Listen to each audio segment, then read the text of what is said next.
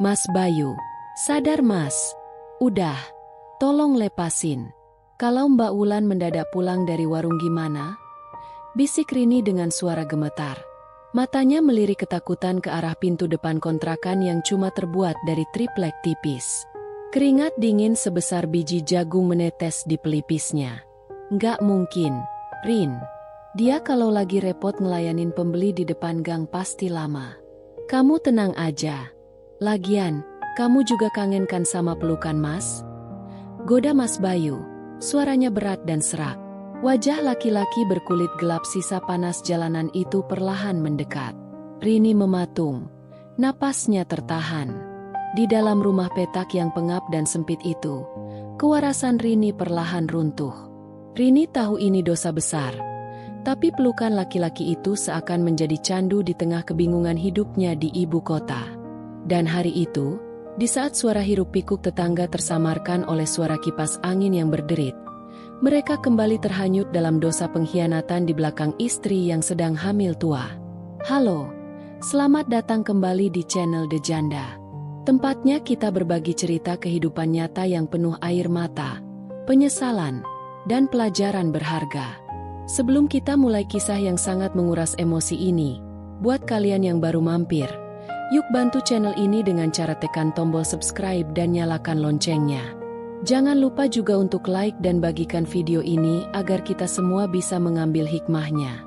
Duduk yang manis, siapkan tisu, dan mari kita dengarkan kisah kelam dari sudut kota yang kumuh ini. Kisah pedih ini bermula beberapa tahun yang lalu, di sebuah kampung padat penduduk di pinggiran rel kereta api Jakarta. Udara di sana selalu panas, bercampur dengan aroma selokan dan asap gorengan dari pedagang kaki lima. Di sanalah hidup seorang gadis desa berusia 19 tahun bernama Rini. Rini baru saja lulus dari sekolah kejuruan di kampungnya, di sebuah desa kecil di lereng Gunung Slamet. Rini punya seorang kakak perempuan kandung yang sangat ia sayangi. Namanya Wulan. Umur Wulan 26 tahun. Wulan adalah sosok kakak yang keras, pekerja keras, tapi hatinya sebenarnya sangat baik. Sejak ayah mereka meninggal dan ibu mereka sakit-sakitan di kampung, Wulanlah yang banting tulang. 3 tahun yang lalu, Wulan menikah dengan seorang sopir truk ekspedisi antar kota bernama Bayu, yang kemudian akrab dipanggil Mas Bayu oleh Rini. Sejak menikah, Wulan ikut suaminya merantau ke Jakarta. Mereka tinggal di sebuah kontrakan petak berukuran 3 kali 4 meter. Bayangkan saja, rumah seukuran itu harus memuat ruang tamu yang nyambung dengan tempat tidur, dapur seadanya di pojokan, dan kamar mandi kecil yang pintunya sudah lapuk dimakan air. Di depan gang masuk kontrakan itulah, Wulan membuka warung nasi uduk kecil-kecilan untuk bantu-bantu ekonomi suami, karena gaji sopir truk Mas Bayu sering habis di jalan dan potong bon. Hingga suatu hari, Ibu Rini di kampung menelepon Wulan sambil menangis. "Wulan, adikmu ini lo bingung cari kerja di desa. Nggak ada pabrik yang buka lowongan. Beras di rumah juga udah menipis. Tolong bawa adikmu ke Jakarta ya. Enduk, biar dia cari kerja di pabrik garmen dekat tempatmu. Sekalian bantu-bantu kamu yang lagi hamil tua." Awalnya Wulan ragu. Bukan karena dia tidak sayang adiknya, tapi dia sadar betul kondisi kontrakannya sangat tidak layak untuk ditambah 1 orang lagi. Apalagi Wulan sedang hamil 7 bulan. Perutnya sudah membesar, badannya sering pegal, dan emosinya mudah meledak karena kelelahan berjualan nasi uduk dari subuh sampai siang. Tapi karena tidak tega mendengar suara ibunya yang memelas, Wulan akhirnya mengiyakan. "Ya udah, Bu, Rini suruh kesini aja. Nanti tiket keretanya Wulan yang transfer." Tapi ya gitu, di sini tempatnya sempit. Rini harus mau tidur di tikar depan TV. Jawab Wulan pasrah. Hari yang ditentukan pun tiba. Dengan membawa tas ransel lusuh dan sebuah kardus mie instan berisi baju, Rini berangkat ke ibu kota. Pesan ibunya di stasiun kampung masih terngiang jelas di telinga Rini. "Ingat ya, Enduk, hati-hati di kota besar. Jaga diri, jaga kehormatan. Nanti kalau di rumah kakakmu, kamu yang rajin. Jangan malas. Bangun subuh. Bantu kakakmu masak nasi uduk. Kasihan Mbak Wulan lagi hamil tua. Badannya pasti capek semua.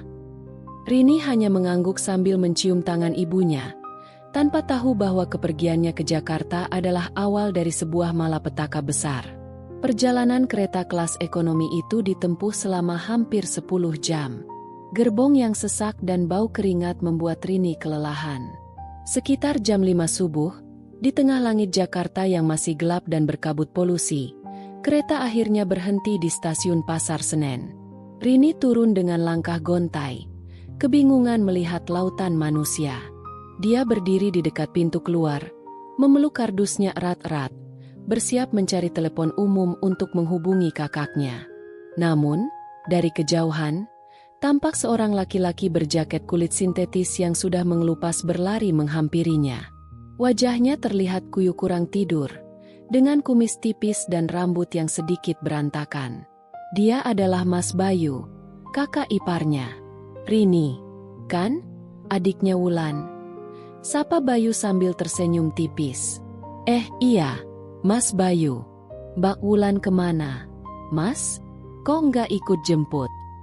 Rini bertanya dengan nada canggung, karena memang ia baru bertemu Mas Bayu beberapa kali saat pernikahan kakaknya dulu. Mbakmu lagi sibuk di warung. Kan jam segini lagi rame-ramenya orang beli sarapan. Lagian kasihan kalau dia ikut. Perutnya udah gede, naik motor bahaya. Sini, kardusnya Mas yang bawa. Ucap Bayu dengan nada yang sangat lembut, berbanding terbalik dengan perawakannya yang kasar. Mereka pun berjalan menuju parkiran motor. Bayu memanaskan motor bebek tuanya yang knalpotnya bersuara bising. Di sepanjang jalan membelah ibu kota yang mulai macet, Rini hanya diam membisu di jok belakang. Angin pagi Jakarta yang dingin menusuk tulang membuat Rini merapatkan jaketnya. Gimana tadi di kereta? Rin? Pegel semua kan badannya? Bayu memecah keheningan sambil melirik dari spion motor. Ya, lumayan pegel, Mas. Sempat tidur ayam juga karena desak-desakan, jawab Rini malu-malu. Tiba-tiba, Bayu membelokkan motornya ke sebuah warung bubur ayam di pinggir jalan. Rini bingung. Loh, Mas, kok berhenti? Kita sarapan dulu. Kamu pasti lapar kan belum makan dari semalam. Tadi Mas lihat muka kamu pucat banget. Kalau langsung pulang, nanti kamu malah sakit, mbakmu yang repot. Kata Bayu sambil memesankan 2 mangkuk bubur ayam. Rini tertegun. Perhatian kecil dari kakak iparnya itu entah kenapa terasa sangat hangat. Selama ini, bapaknya di kampung tak pernah selembut itu. Rini hanya mengangguk dan memakan bubur itu dalam diam. Sesekali ia mencuri pandang ke arah Mas Bayu yang sedang mengaduk teh hangatnya. Ada gurat kelelahan yang luar biasa di wajah pria itu, tapi matanya memancarkan kebaikan yang membuat Rini merasa aman. Rasa canggung yang sejak tadi menyelimuti hatinya perlahan-lahan mulai mencair. Sesampainya di kontrakan, kehidupan keras di Jakarta langsung menyambut Rini. Kontrakan itu sangat pengap. Atap asbesnya rendah, membuat udara panas terperangkap di dalam. Tidak ada AC, hanya ada kipas angin kecil yang menoleh ke kiri dan ke kanan dengan suara berderit-derit. Wulan menyambut adiknya dengan pelukan singkat karena tangannya masih berlepotan bumbu kacang. Udah sampai kamu, Rin. Syukurlah. Maaf mbak nggak bisa jemput. Kamu taruh barangmu di pojokan situ. Habis mandi, langsung bantuin mbak cuci piring kotor di belakangnya. Perintah Wulan cepat, tanpa sempat menanyakan kabar Rini lebih jauh. Bulan pertama Rini tinggal di sana adalah bulan penyesuaian yang berat. Rini belum mendapat panggilan kerja dari pabrik manapun. Alhasil, kegiatannya setiap hari hanya menjadi asisten rumah tangga tak dibayar di kontrakan itu. Ia yang memasak, mencuci baju Bayu dan Wulan, serta menjaga warung nasi uduk kalau Wulan sedang rebahan karena perutnya kram. Seiring berjalannya waktu, Rini mulai melihat ada yang tidak beres dalam rumah tangga kakaknya. Kelelahan yang ekstrim membuat Wulan berubah menjadi sosok yang pemarah. Apapun yang dilakukan Bayu selalu salah di mata Wulan. Mas, kamu itu narik truk dapat uang apa enggak sih? Ini uang belanja kurang terus. Beli susu hamil aja aku nggak mampu. Omel Wulan suatu malam saat Bayu baru saja pulang membawa lelah. Sabar kenapa sih, Lan? Ini lagi sepi tarikan. Kemarin ban truk pecah di tol. Uang jalan kepotong buat nombokin. Kamu embok yang ngertiin suami dikit. Aku ini baru pulang. Buka pintu udah diomelin. Balas Bayu dengan nada frustrasi. Rini yang tidur di kasur lipat di ruang tamu hanya bisa memejamkan mata. Pura-pura tidur sambil menahan tangis. Ia merasa kasihan pada kakaknya yang sedang hamil, tapi jauh di lubuk hatinya, ia juga sangat iba melihat Mas Bayu yang bekerja keras namun tak pernah dihargai.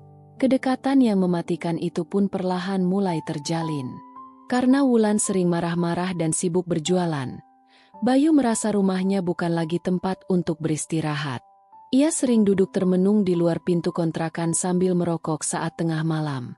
Dan di saat-saat sepi itulah, Rini sering membuatkan kopi hitam kopi kapal api kental untuk kakak iparnya. Ini kopinya, Mas. Rini meletakkan gelas kaca di samping Bayu. Bayu menoleh, menatap Rini dengan mata yang merah karena kurang tidur. Makasih ya, Rin. Cuma kamu di rumah ini yang masih peduli sama Mas. Mbakmu itu bawaannya emosi terus. Rini duduk berjarak di lincak kayu kecil. Namanya juga orang hamil tua. Mas, bawaan bayi kali. Mas yang sabar ya. Mas Bayu kan kepala keluarga yang hebat. Kata-kata sederhana dari mulut gadis desa yang lugu itu ternyata menghujam tepat di hati Bayu yang sedang gersang. Bayu merasa dihargai. Ia merasa dilihat sebagai laki-laki utuh oleh Rini. Sejak malam itu, tembok pembatas di antara kakak ipar dan adik ipar perlahan mulai retak. Mereka mulai sering mencuri waktu untuk mengobrol. Saat Wulan sedang pergi ke pasar induk dari jam 2 malam sampai jam 5 pagi, Bayu yang jadwal kerjanya sedang libur, sering menemani Rini di dapur. Dapur yang sempit itu menjadi saksi bisu bagaimana curhatan-curhatan kecil berubah menjadi curi-curi pandang yang penuh makna. Rini sering menceritakan kekhawatirannya soal masa depan yang tak pasti, dan Bayu menceritakan betapa ia merasa hampa dalam pernikahannya. Rasa iba dan simpati dari Rini berbalas dengan perhatian berlebih dari Bayu. Hingga sampailah pada hari nahas itu. Hari yang meruntuhkan segala iman dan akal sehat Rini. Siang itu, cuaca Jakarta sedang sangat terik. Panasnya sampai membuat ubun-ubun terasa mendidih. Wulan sedang pergi arisan RT di rumah Bu RT di ujung gang. Sementara Rini tinggal sendirian di kontrakan untuk membereskan cucian. Bayu kebetulan sedang libur narik karena truknya sedang masuk bengkel. Rini sedang berada di kamar mandi kecil di belakang. Lantai kamar mandi itu penuh dengan lumut hijau karena jarang disikat. Rini sedang membilas baju dengan tangan yang penuh busa sabun. Karena terburu-buru mau mengambil gayung yang jatuh, kaki Rini terpeleset lantai yang licin. Aduh! Rini memeki kaget. Tubuhnya limbung ke belakang, siap membentur bak mandi yang terbuat dari semen kasar.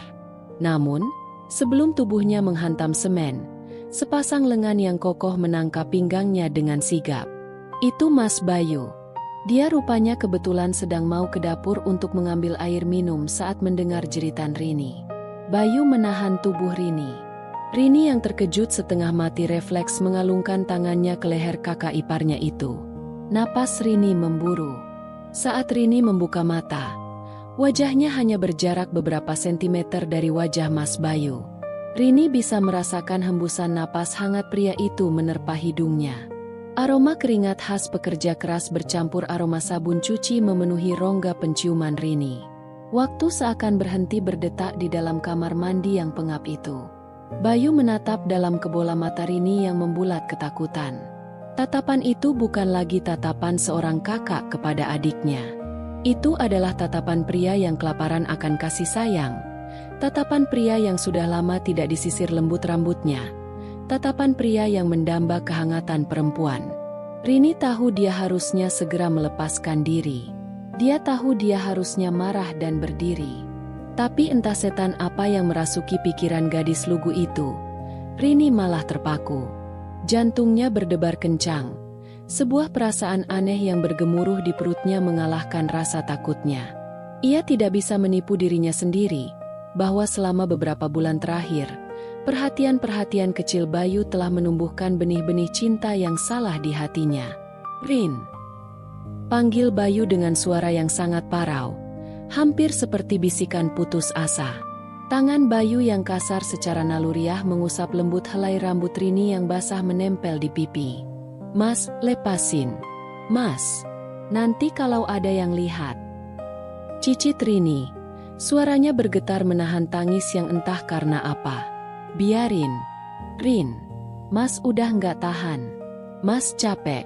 Rin. Mas kesepian." Bayu menarik tubuh Rini ke dalam dekapannya. Rini tidak menolak. Pertahanannya runtuh.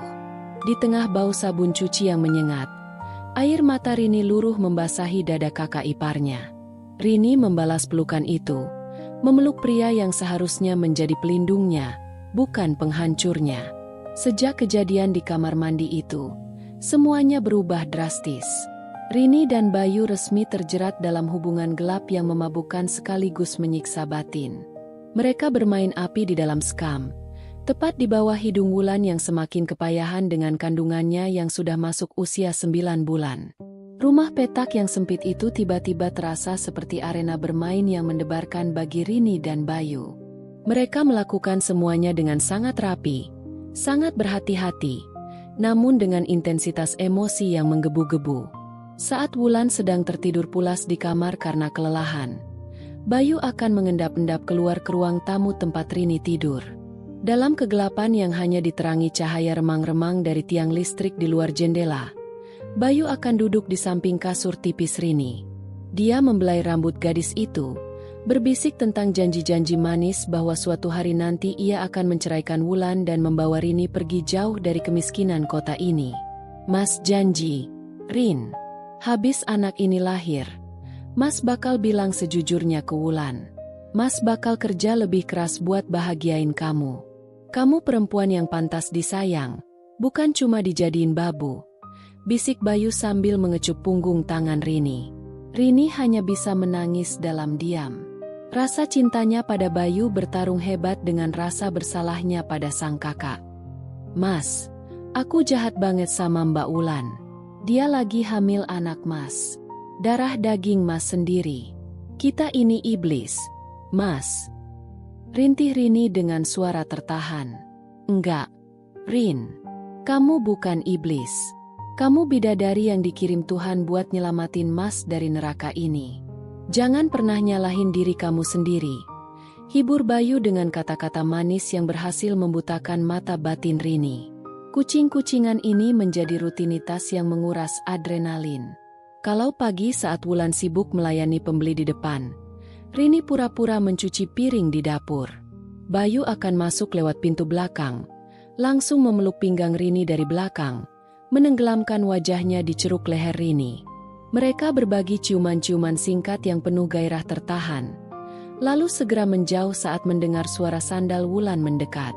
Rini benar-benar sudah dibutakan oleh cinta pertamanya yang salah arah. Pembenaran demi pembenaran ia tanamkan di kepalanya. "Mbak Wulan jahat sama Mas Bayu. Wajar Mas Bayu cari kebahagiaan di luar. Aku ini cuma nolong Mas Bayu. Ini bukan salahku sepenuhnya." Begitulah Rini membohongi hatinya sendiri setiap hari.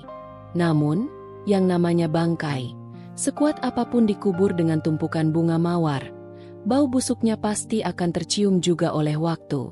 Gusti Allah tidak pernah tidur, dan semesta punya cara yang paling kejam untuk membongkar sebuah pengkhianatan. Hari itu, langit Jakarta tampak mendung gelap. Awan hitam menggantung rendah, seolah pertanda akan ada badai besar yang menyapu daratan. Wulan yang sedang menjaga warungnya tiba-tiba merasakan sakit yang luar biasa di bagian pinggang dan perut bawahnya. Keringat dingin bercucuran sebesar-besar biji jagung.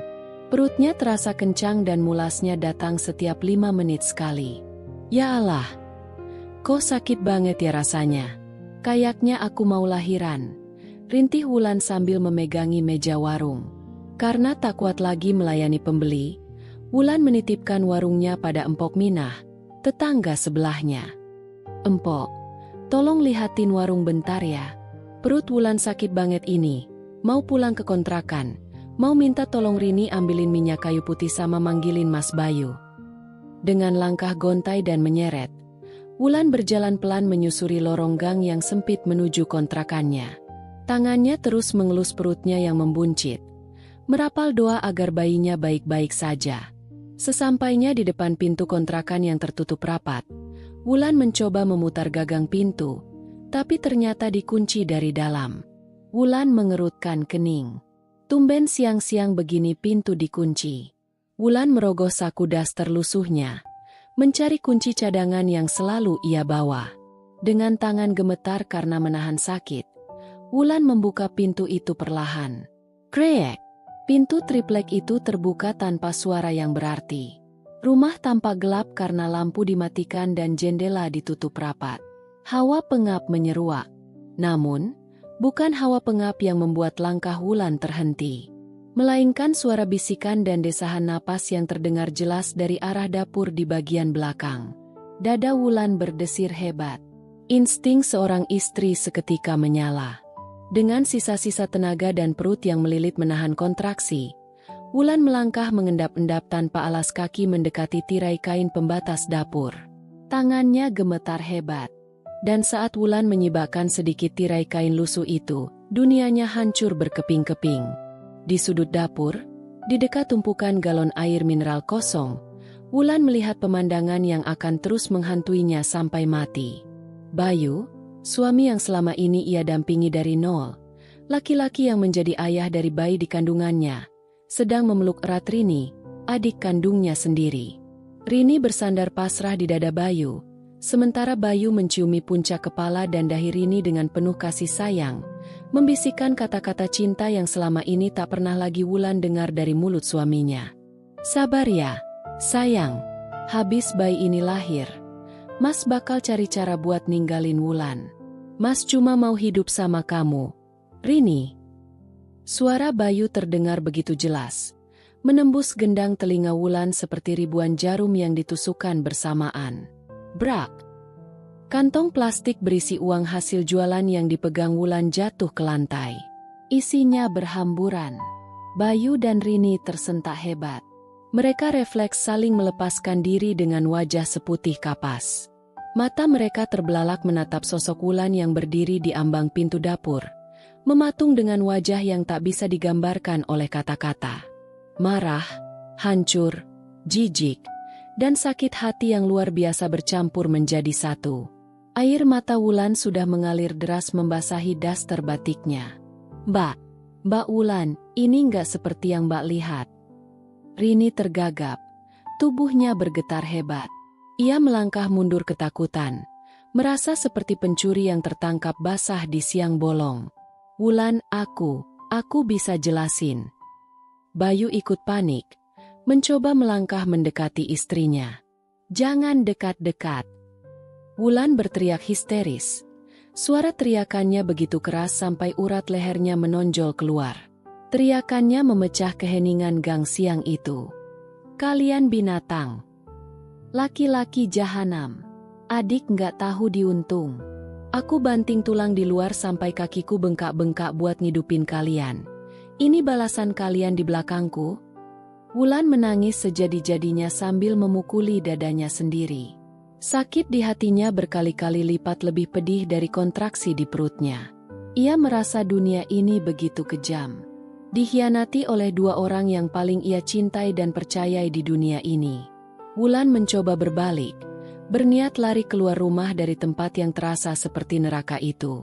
Namun, karena matanya buram oleh air mata dan lantai yang sedikit bergelombang, kaki Wulan tersandung ujung karpet plastik. "Mbak Wulan," jerit Rini. Wulan kehilangan keseimbangan. Tubuhnya yang berat karena kehamilan itu jatuh terpental ke belakang. Dan dengan kerasnya pinggang dan punggung Wulan menghantam ujung tajam dari meja kayu TV yang ada di ruang tamu. Bruak! Wulan menjerit kesakitan yang sangat melengking, memegang perutnya yang membesar. Darah segar seketika mengalir deras dari balik dasternya, menodai lantai semen kontrakan itu dengan warna merah pekat. Wulan menggelepar di lantai, mengerang dengan mata mendelik. Bayu dan Rini berteriak histeris. Bayu langsung berlari merengkuh tubuh istrinya yang berlumuran darah. Wulan! Ya Allah! Wulan! Bertahan! Lan! Rini! Cepat panggil warga! Panggil taksi! Cepat! Bentak Bayu dengan wajah penuh air mata dan penyesalan yang terlambat. Rini berlari keluar rumah sambil menangis dan berteriak minta tolong. Para tetangga yang kebingungan langsung berhamburan keluar. Mereka syok melihat Wulan digotong dalam keadaan bersimbah darah. Dengan bantuan mobil pikap sayur milik tetangga, mereka melarikan Wulan ke rumah sakit umum terdekat. Di lorong rumah sakit yang dingin dan berbau karbol, Bayu duduk bersimpuh di lantai dengan baju kotor penuh darah istrinya. Dia memukul-mukul kepalanya sendiri ke tembok, menangis meraung-raung merutuki kebodohannya. Rini duduk jauh di sudut ruang tunggu, meringkuk memeluk lututnya, gemetar tak terkendali. Sorot mata jijik dan penuh selidik dari tetangga-tetangga yang mengantar seolah sudah menghakimi dirinya, meski mereka belum tahu cerita sebenarnya. Beberapa jam berlalu terasa seperti selamanya. Pintu ruang gawat darurat akhirnya terbuka. Seorang dokter keluar dengan wajah suram, melepaskan masker bedahnya. Bayu langsung melompat dan memegang tangan dokter itu. "Dok, gimana istri saya? Dok, anak saya selamatkan." Dokter itu menunduk pelan, menarik napas berat. "Bapak Bayu, kami sudah melakukan segala cara semampu kami." Benturan yang terjadi sangat keras dan memicu pendarahan hebat pada rahim. Plasenta bayi terlepas sebelum waktunya. "Bayi Bapak tidak bisa kami selamatkan. Dia meninggal di dalam kandungan." Bayu jatuh terduduk. Kakinya seperti tak bertulang. Tangisannya pecah menggema di lorong. "Lalu istri saya, Dok? Istri saya Wulan." Dokter menelan ludah. Ibu Wulan kehilangan terlalu banyak darah. Beliau mengalami syok hipovolemik berat. Jantungnya berhenti saat kami mencoba melakukan transfusi. "Maafkan kami, Pak." Ibu Wulan juga telah berpulang. Bapak dipersilakan masuk untuk melihat almarhumah untuk terakhir kalinya. Kata-kata dokter itu bagaikan palu godam yang menghancurkan seluruh sisa kehidupan Rini dan Bayu. Rini menjerit sejadi-jadinya, berguling di lantai rumah sakit, memanggil-manggil nama kakaknya. "Mbak Wulan. Maafin Rini, Mbak. Rini iblis. Mbak. Tolong bangun, Mbak." Bayu merangkak masuk ke dalam ruangan dingin itu. Di atas bangsal berlapis spray putih, tubuh Wulan terbujur kaku. Wajahnya yang biasa keras kini terlihat sangat pucat pasi. Tidak ada lagi Wulan yang cerewet. Tidak ada lagi Wulan yang tangguh. Bayu memeluk tubuh dingin istrinya, menciumi wajahnya dengan air mata yang tak henti mengalir. Di matanya terbayang semua perjuangan Wulan menemaninya dari nol. Makan dengan lauk garam, tidur di atas kardus saat mereka baru merantau. Semua pengorbanan Wulan yang ia balas dengan pengkhianatan paling keji. "Maafin Mas. Lan, Mas memang bajingan. Mas laki-laki bodoh. Bangun, Lan. Mas mohon, jangan hukum Mas dengan cara begini." Tangis Bayu mengiris hati siapa saja yang mendengarnya. Tapi penyesalan selalu datang terlambat. Wulan pergi membawa semua luka hatinya yang tak akan pernah sembuh. Tragedi itu menjadi buah bibir yang menggemparkan seluruh kampung. Kebenaran akhirnya terungkap. Makian, caci maki, dan sumpah serapah dari tetangga dan keluarga besar di desa mengalir deras menghujam Rini dan Bayu. Rini dicap sebagai perempuan pelakor murahan yang membunuh kakak kandungnya sendiri. Bayu diusir dari kampung itu karena dianggap membawa sial dan aib besar. Hukuman atas dosa mereka tidak berhenti di situ. Pikiran Bayu benar-benar terguncang hebat. Kehilangan istri, calon anak, kehormatan, dan pekerjaannya sekaligus membuat akal sehatnya putus. Bayu menjadi depresi berat. Hari-harinya ia habiskan dengan berjalan menyusuri pinggiran rel kereta, memakai baju lusuh yang sama berhari-hari, bergumam sendiri memanggil-manggil nama Wulan dan bayinya. Laki-laki yang dulu gagah itu kini berakhir menjadi gelandangan yang kehilangan kewarasannya di kerasnya jalanan ibu kota. Lalu bagaimana dengan Rini? Rini dipulangkan ke desa dalam keadaan hancur lebur. Ibunya yang stroke mengetahui kejadian itu langsung jatuh sakit parah dan tak mau melihat wajah Rini lagi. Seluruh warga desa mengucilkannya. Setiap kali Rini berjalan keluar rumah, ibu-ibu akan meludah ke tanah dan menutup pintu rumah mereka.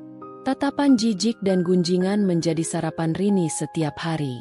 Rasa bersalah yang menggerogoti jiwa Rini jauh lebih mematikan dari penyakit apapun. Setiap malam saat Rini menutup mata, yang terbayang adalah wajah Mbak Wulan yang berlumuran darah menatap tajam ke arahnya.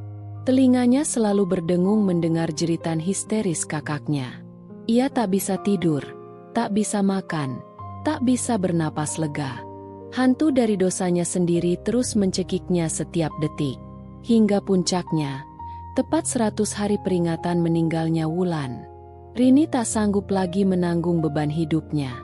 Di saat orang-orang desa sedang berkumpul di masjid untuk membacakan Yasin bagi almarhumah Wulan, Rini menyendiri di kamar belakang rumah ibunya yang sepi. Di tangannya terdapat botol kecil berisi cairan racun pembasmi hama serangga pertanian. Dengan tangan gemetar dan air mata yang mengering di pipinya yang cekung, Rini menuliskan sebuah pesan singkat di sobekan kertas buku tulis tua. "Maafin Rini, Ibu. Maafin Rini, Mbak Wulan. Rini terlalu kotor untuk hidup di dunia ini." Rini nyusul Mbak Wulan buat minta maaf langsung di sana. "Tolong doakan Rini." Setelah meletakkan kertas itu, tanpa ragu lagi Rini menenggak racun mematikan itu hingga tandas. Tubuhnya berkelojotan menahan perih yang membakar tenggorokan dan perutnya, hingga akhirnya ia menghembuskan napas terakhirnya dalam kesendirian dan kehinaan. Begitulah akhir tragis dari kisah Rini, Wulan, dan Mas Bayu. Sebuah keluarga yang hancur berkeping-keping tanpa sisa hanya karena menuruti hawa nafsu sesaat. Dari kisah kelam ini, kita bisa memetik satu pelajaran yang sangat mahal harganya. Pengkhianatan, apalagi perselingkuhan dengan orang terdekat, tidak akan pernah membawa kebahagiaan. Kenikmatan sesaat yang didapat dari mencuri milik orang lain, pada akhirnya akan dibayar lunas dengan air mata darah, kehancuran, dan kesengsaraan yang tak berujung. Jangan pernah bermain api, karena api tak pandang bulu siapa yang akan dibakarnya menjadi abu. Terima kasih saudaraku semua sudah menyempatkan waktu untuk mendengarkan kisah ini di channel The Janda.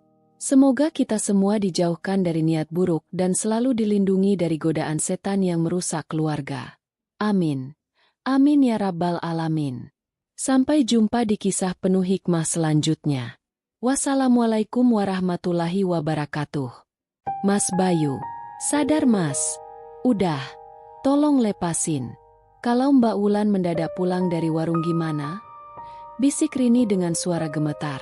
Matanya melirik ketakutan ke arah pintu depan kontrakan yang cuma terbuat dari triplek tipis. Keringat dingin sebesar biji jagung menetes di pelipisnya. Nggak mungkin, Rin. Dia kalau lagi repot ngelayanin pembeli di depan gang pasti lama. Kamu tenang aja. Lagian, kamu juga kangen kan sama pelukan mas? Goda Mas Bayu.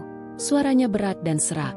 Wajah laki-laki berkulit gelap sisa panas jalanan itu perlahan mendekat. Rini mematung. Napasnya tertahan. Di dalam rumah petak yang pengap dan sempit itu, kewarasan Rini perlahan runtuh. Rini tahu ini dosa besar. Tapi pelukan laki-laki itu seakan menjadi candu di tengah kebingungan hidupnya di ibu kota. Dan hari itu, di saat suara hiruk-pikuk tetangga tersamarkan oleh suara kipas angin yang berderit, mereka kembali terhanyut dalam dosa pengkhianatan di belakang istri yang sedang hamil tua. Halo, selamat datang kembali di channel The Janda. Tempatnya kita berbagi cerita kehidupan nyata yang penuh air mata, penyesalan, dan pelajaran berharga. Sebelum kita mulai kisah yang sangat menguras emosi ini, buat kalian yang baru mampir, yuk bantu channel ini dengan cara tekan tombol subscribe dan nyalakan loncengnya. Jangan lupa juga untuk like dan bagikan video ini agar kita semua bisa mengambil hikmahnya. Duduk yang manis, siapkan tisu, Dan mari kita dengarkan kisah kelam dari sudut kota yang kumuh ini. Kisah pedih ini bermula beberapa tahun yang lalu, di sebuah kampung padat penduduk di pinggiran rel kereta api Jakarta.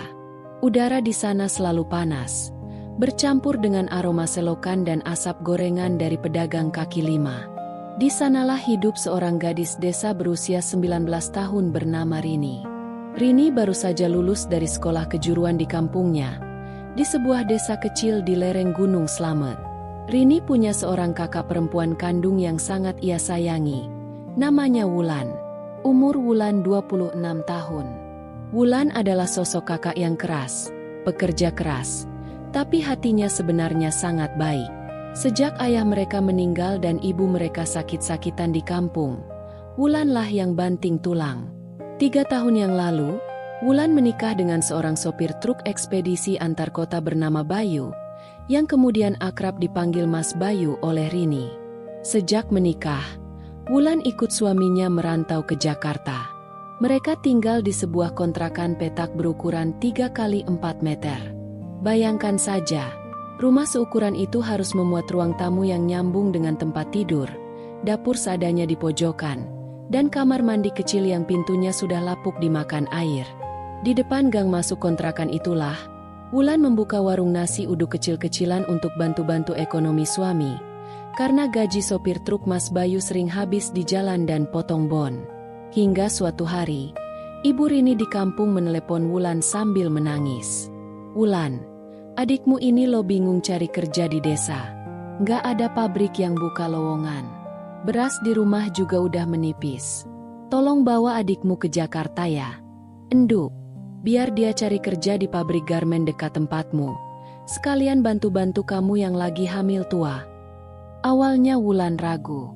Bukan karena dia tidak sayang adiknya, tapi dia sadar betul kondisi kontrakannya sangat tidak layak untuk ditambah 1 orang lagi. Apalagi Wulan sedang hamil 7 bulan. Perutnya sudah membesar, badannya sering pegal, dan emosinya mudah meledak karena kelelahan berjualan nasi uduk dari subuh sampai siang. Tapi karena tidak tega mendengar suara ibunya yang memelas, Wulan akhirnya mengiyakan. "Ya udah, Bu, Rini suruh kesini aja. Nanti tiket keretanya Wulan yang transfer." Tapi ya gitu, di sini tempatnya sempit. Rini harus mau tidur di tikar depan TV. Jawab Wulan pasrah. Hari yang ditentukan pun tiba. Dengan membawa tas ransel lusuh dan sebuah kardus mie instan berisi baju, Rini berangkat ke ibu kota. Pesan ibunya di stasiun kampung masih terngiang jelas di telinga Rini. "Ingat ya, Enduk, hati-hati di kota besar. Jaga diri, jaga kehormatan. Nanti kalau di rumah kakakmu, kamu yang rajin. Jangan malas. Bangun subuh, bantu kakakmu masak nasi uduk. Kasihan Mbak Wulan lagi hamil tua. Badannya pasti capek semua." Rini hanya mengangguk sambil mencium tangan ibunya, tanpa tahu bahwa kepergiannya ke Jakarta adalah awal dari sebuah malapetaka besar. Perjalanan kereta kelas ekonomi itu ditempuh selama hampir 10 jam. Gerbong yang sesak dan bau keringat membuat Rini kelelahan. Sekitar jam 5 subuh, di tengah langit Jakarta yang masih gelap dan berkabut polusi, kereta akhirnya berhenti di stasiun Pasar Senen. Rini turun dengan langkah gontai, kebingungan melihat lautan manusia. Dia berdiri di dekat pintu keluar, memeluk kardusnya erat-erat, bersiap mencari telepon umum untuk menghubungi kakaknya. Namun, dari kejauhan, tampak seorang laki-laki berjaket kulit sintetis yang sudah mengelupas berlari menghampirinya. Wajahnya terlihat kuyuk kurang tidur, dengan kumis tipis dan rambut yang sedikit berantakan. Dia adalah Mas Bayu, kakak iparnya. "Rini, kan? Adiknya Wulan," sapa Bayu sambil tersenyum tipis. Iya, Mas Bayu. Mbak Wulan kemana? Mas, kok nggak ikut jemput?" Rini bertanya dengan nada canggung, karena memang ia baru bertemu Mas Bayu beberapa kali saat pernikahan kakaknya dulu. "Mbakmu lagi sibuk di warung. Kan jam segini lagi rame-ramenya orang beli sarapan. Lagian kasihan kalau dia ikut. Perutnya udah gede, naik motor bahaya. Sini, kardusnya Mas yang bawa." Ucap Bayu dengan nada yang sangat lembut, berbanding terbalik dengan perawakannya yang kasar. Mereka pun berjalan menuju parkiran motor. Bayu memanaskan motor bebek tuanya yang knalpotnya bersuara bising. Di sepanjang jalan membelah ibu kota yang mulai macet, Rini hanya diam membisu di jok belakang. Angin pagi Jakarta yang dingin menusuk tulang membuat Rini merapatkan jaketnya. "Gimana tadi di kereta, Rin? Pegel semua kan badannya?" Bayu memecah keheningan sambil melirik dari spion motor. "Ya, lumayan pegel, Mas. Sempat tidur ayam juga karena desak-desakan," jawab Rini malu-malu. Tiba-tiba, Bayu membelokkan motornya ke sebuah warung bubur ayam di pinggir jalan.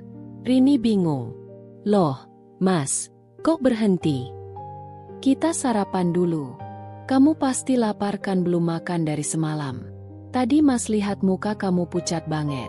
Kalau langsung pulang, nanti kamu malah sakit, mbakmu yang repot," kata Bayu sambil memesankan 2 mangkuk bubur ayam. Rini tertegun.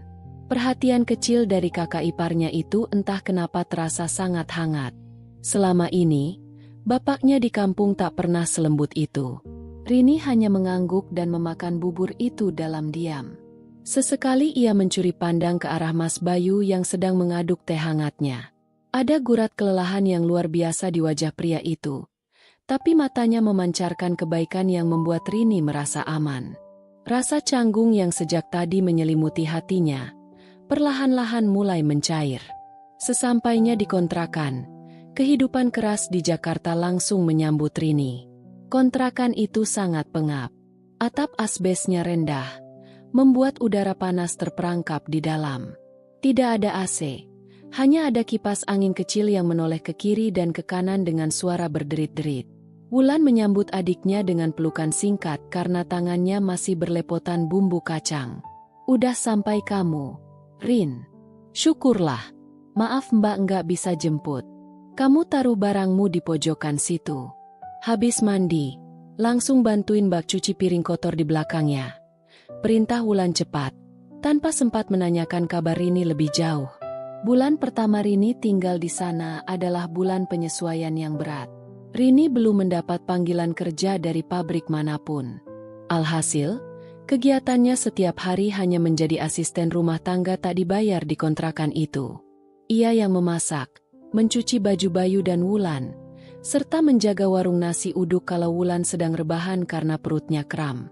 Seiring berjalannya waktu, Rini mulai melihat ada yang tidak beres dalam rumah tangga kakaknya. Kelelahan yang ekstrim membuat Wulan berubah menjadi sosok yang pemarah. Apapun yang dilakukan Bayu selalu salah di mata Wulan. "Mas, kamu itu narik truk dapat uang apa enggak sih? Ini uang belanja kurang terus. Beli susu hamil aja aku nggak mampu," omel Wulan suatu malam saat Bayu baru saja pulang membawa lelah. "Sabar kenapa sih, Lan? Ini lagi sepi tarikan. Kemarin ban truk pecah di tol. Uang jalan kepotong buat nombokin. Kamu embok yang ngertiin suami dikit. Aku ini baru pulang. Buka pintu udah diomelin," balas Bayu dengan nada frustrasi. Rini yang tidur di kasur lipat di ruang tamu hanya bisa memejamkan mata, pura-pura tidur sambil menahan tangis. Ia merasa kasihan pada kakaknya yang sedang hamil, tapi jauh di lubuk hatinya, ia juga sangat iba melihat Mas Bayu yang bekerja keras namun tak pernah dihargai. Kedekatan yang mematikan itu pun perlahan mulai terjalin. Karena Wulan sering marah-marah dan sibuk berjualan, Bayu merasa rumahnya bukan lagi tempat untuk beristirahat. Ia sering duduk termenung di luar pintu kontrakan sambil merokok saat tengah malam. Dan di saat-saat sepi itulah, Rini sering membuatkan kopi hitam kopi kapal api kental untuk kakak iparnya. "Ini kopinya, Mas." Rini meletakkan gelas kaca di samping Bayu. Bayu menoleh, menatap Rini dengan mata yang merah karena kurang tidur. "Makasih ya, Rin. Cuma kamu di rumah ini yang masih peduli sama Mas. Mbakmu itu bawaannya emosi terus." Rini duduk berjarak di lincak kayu kecil. "Namanya juga orang hamil tua, Mas. Bawaan baik kali. Mas yang sabar ya. Mas Bayu kan kepala keluarga yang hebat. Kata-kata sederhana dari mulut gadis desa yang lugu itu ternyata menghujam tepat di hati Bayu yang sedang gersang. Bayu merasa dihargai. Ia merasa dilihat sebagai laki-laki utuh oleh Rini. Sejak malam itu, tembok pembatas di antara kakak ipar dan adik ipar perlahan mulai retak. Mereka mulai sering mencuri waktu untuk mengobrol. Saat Wulan sedang pergi ke pasar induk dari jam 2 malam sampai jam 5 pagi, Bayu yang jadwal kerjanya sedang libur, sering menemani Rini di dapur. Dapur yang sempit itu menjadi saksi bisu bagaimana curhatan-curhatan kecil berubah menjadi curi-curi pandang yang penuh makna. Rini sering menceritakan kekhawatirannya soal masa depan yang tak pasti, dan Bayu menceritakan betapa ia merasa hampa dalam pernikahannya. Rasa iba dan simpati dari Rini berbalas dengan perhatian berlebih dari Bayu. Hingga sampailah pada hari nahas itu. Hari yang meruntuhkan segala iman dan akal sehat Rini. Siang itu, cuaca Jakarta sedang sangat terik. Panasnya sampai membuat ubun-ubun terasa mendidih. Wulan sedang pergi arisan RT di rumah Bu RT di ujung gang. Sementara Rini tinggal sendirian di kontrakan untuk membereskan cucian. Bayu kebetulan sedang libur narik karena truknya sedang masuk bengkel. Rini sedang berada di kamar mandi kecil di belakang. Lantai kamar mandi itu penuh dengan lumut hijau karena jarang disikat. Rini sedang membilas baju dengan tangan yang penuh busa sabun. Karena terburu-buru mau mengambil gayung yang jatuh, kaki Rini terpeleset lantai yang licin. Aduh! Rini memeki kaget. Tubuhnya limbung ke belakang, siap membentur bak mandi yang terbuat dari semen kasar. Namun, sebelum tubuhnya menghantam semen, sepasang lengan yang kokoh menangkap pinggangnya dengan sigap.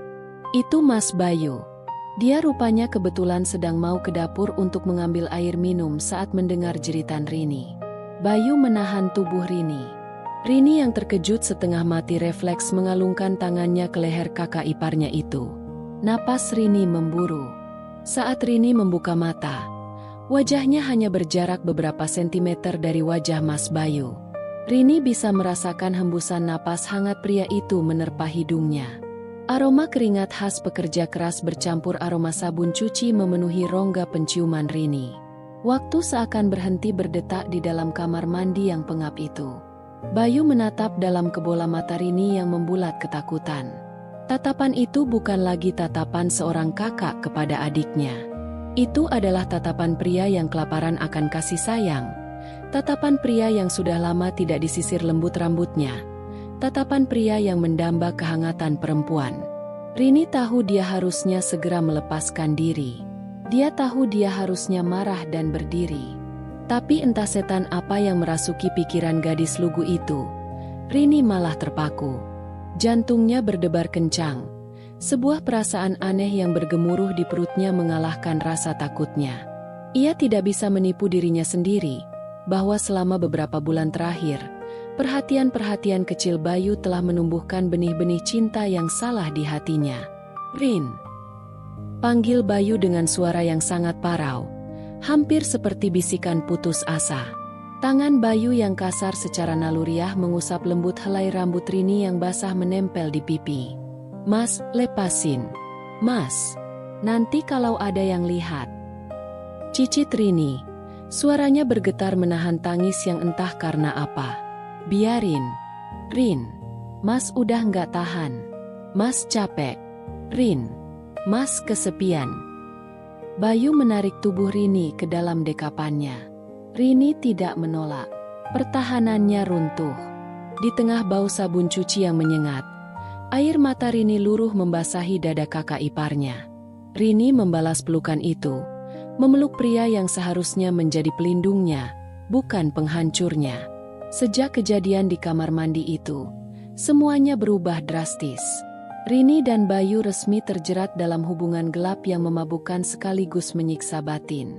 Mereka bermain api di dalam skam, tepat di bawah hidung Wulan yang semakin kepayahan dengan kandungannya yang sudah masuk usia 9 bulan.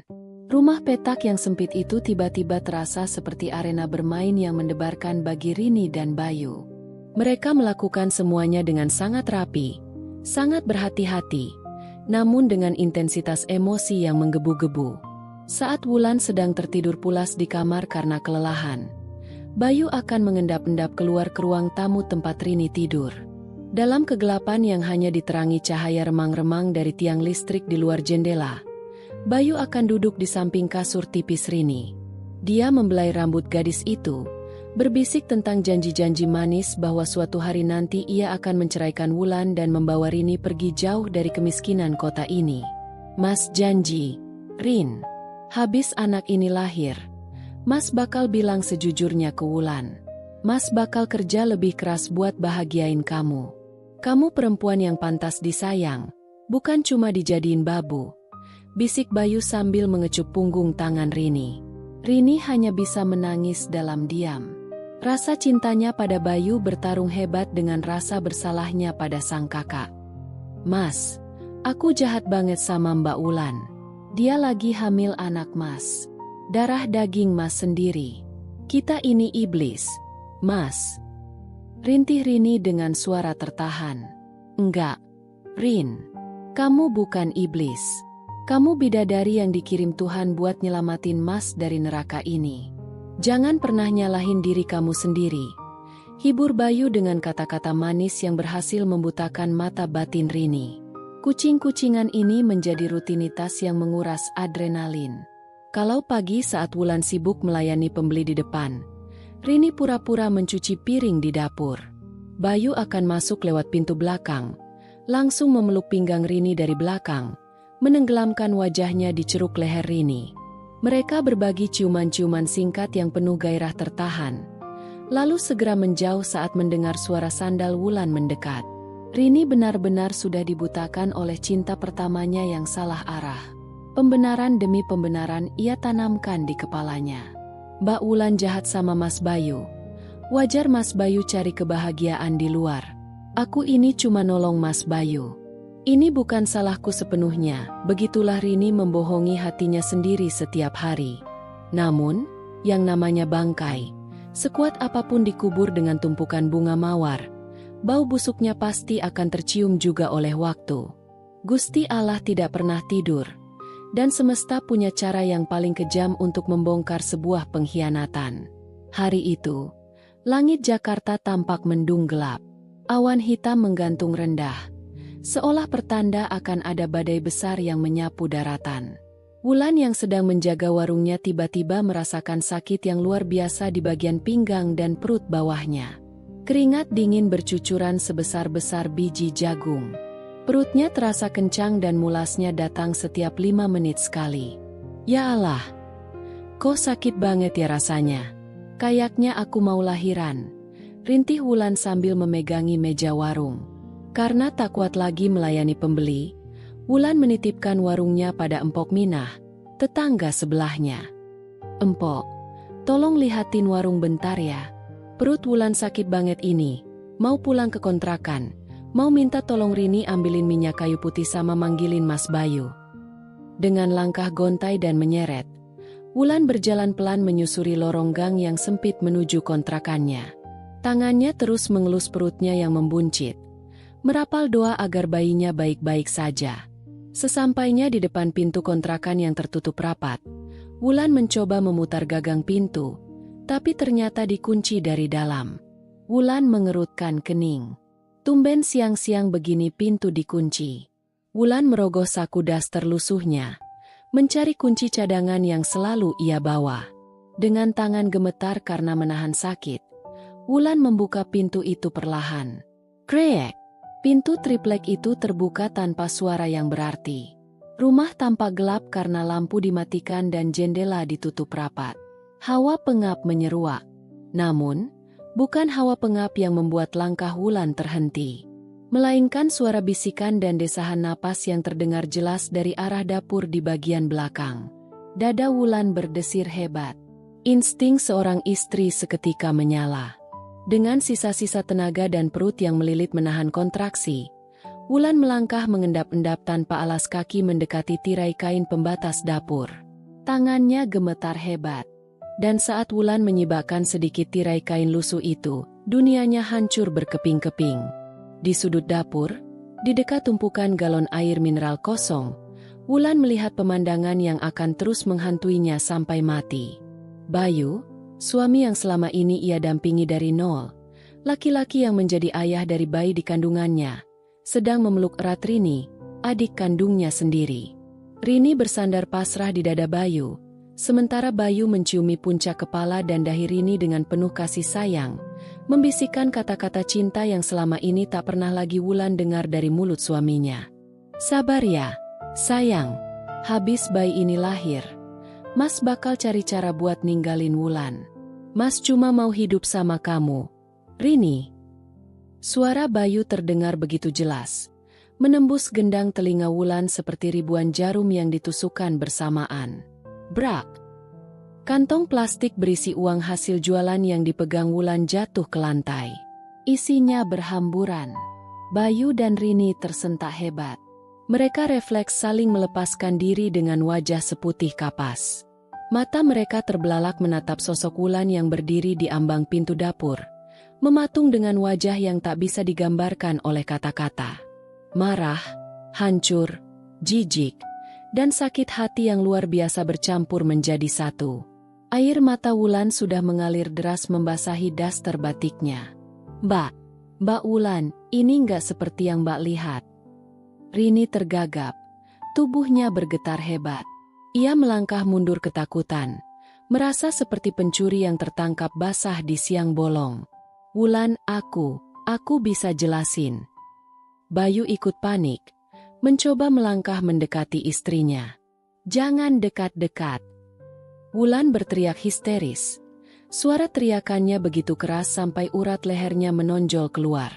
Teriakannya memecah keheningan gang siang itu. Kalian binatang. Laki-laki jahanam. Adik nggak tahu diuntung. Aku banting tulang di luar sampai kakiku bengkak-bengkak buat ngidupin kalian. Ini balasan kalian di belakangku? Wulan menangis sejadi-jadinya sambil memukuli dadanya sendiri. Sakit di hatinya berkali-kali lipat lebih pedih dari kontraksi di perutnya. Ia merasa dunia ini begitu kejam. Dikhianati oleh dua orang yang paling ia cintai dan percayai di dunia ini. Wulan mencoba berbalik, berniat lari keluar rumah dari tempat yang terasa seperti neraka itu. Namun, karena matanya buram oleh air mata dan lantai yang sedikit bergelombang, kaki Wulan tersandung ujung karpet plastik. Mbak Wulan, jerit Rini. Wulan kehilangan keseimbangan. Tubuhnya yang berat karena kehamilan itu jatuh terpental ke belakang. Dan dengan kerasnya pinggang dan punggung Wulan menghantam ujung tajam dari meja kayu TV yang ada di ruang tamu. Bruak! Wulan menjerit kesakitan yang sangat melengking, memegang perutnya yang membesar. Darah segar seketika mengalir deras dari balik dasternya, menodai lantai semen kontrakan itu dengan warna merah pekat.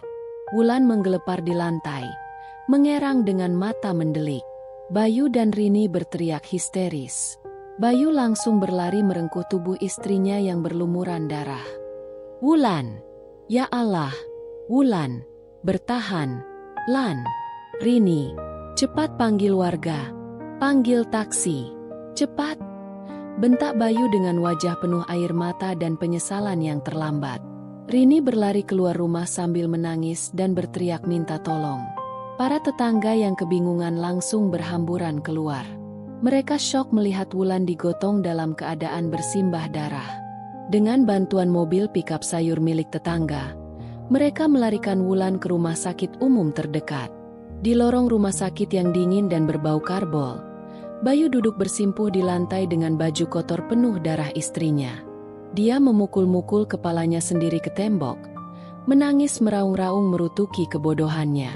Rini duduk jauh di sudut ruang tunggu, meringkuk memeluk lututnya, gemetar tak terkendali. Sorot mata jijik dan penuh selidik dari tetangga-tetangga yang mengantar seolah sudah menghakimi dirinya, meski mereka belum tahu cerita sebenarnya. Beberapa jam berlalu terasa seperti selamanya. Pintu ruang gawat darurat akhirnya terbuka. Seorang dokter keluar dengan wajah suram, melepaskan masker bedahnya. Bayu langsung melompat dan memegang tangan dokter itu. Dok, gimana istri saya? Dok, anak saya selamatkan. Dokter itu menunduk pelan, menarik napas berat.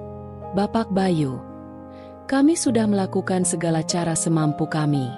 Benturan yang terjadi sangat keras dan memicu pendarahan hebat pada rahim. Plasenta bayi terlepas sebelum waktunya. Bayi Bapak tidak bisa kami selamatkan. Dia meninggal di dalam kandungan. Bayu jatuh terduduk. Kakinya seperti tak bertulang. Tangisannya pecah menggema di lorong. Lalu istri saya, Dok, istri saya Wulan. Dokter menelan ludah. Ibu Wulan kehilangan terlalu banyak darah. Beliau mengalami syok hipovolemik berat. Jantungnya berhenti saat kami mencoba melakukan transfusi. Maafkan kami, Pak. Ibu Wulan juga telah berpulang.